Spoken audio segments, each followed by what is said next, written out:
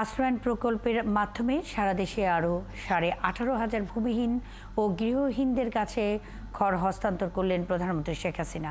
দেশের 26টি জেলা ও 70টি উপজেলাকে সম্পূর্ণ ভূমিহীন মুক্ত ঘোষণাও দেন সরকার প্রধান।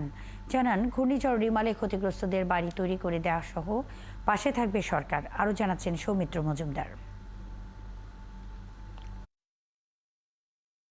আরেকটি মাইল ফলকের সামনে দাঁড়িয়ে বাংলাদেশ নতুন করে 26টি জেলার পর মোট 58টি উপজেলা ও 464টি উপজেলাকে সম্পূর্ণ ভূমিহীন মুক্ত ঘোষণা করল সরকার।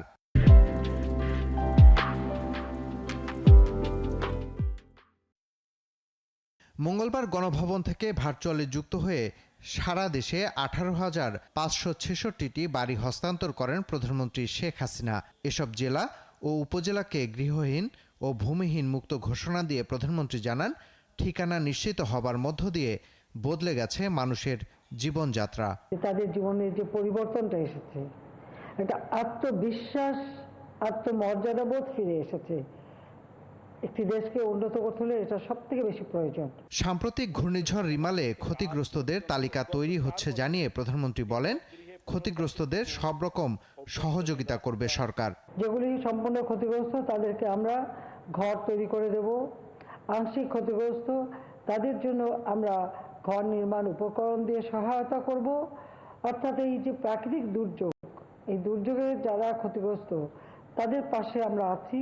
2008 সালের এই দিনে নেতাকর্মীদের আন্দোলনের মুখে তৎকালীন তত্ত্বাবধায়ক সরকার শেখ হাসিনাকে কারামুক্তি দিতে বাধ্য হয়। ঘর হস্তান্তর অনুষ্ঠানে সেই দিনের কথা স্মরণ করেন প্রধানমন্ত্রী। ঢাকা শহরে 15 দিনের মধ্যে 25 লক্ষ সিগনেচার সংগ্রহ করে আমাদের মহানগর আওয়ামী লীগ সহ আমাদের সহযোগী সংগঠন তারা সেই সময় উপদেষ্টার অফিসে পৌঁছে দেয় আমার মুক্তি চেয়ে। প্রধানমন্ত্রী বলেন, নানা সংকটের মধ্যেও জনগণের ভোগান্তি কমাতে মৌলিক চাহিদা নিশ্চিত করছে সরকার।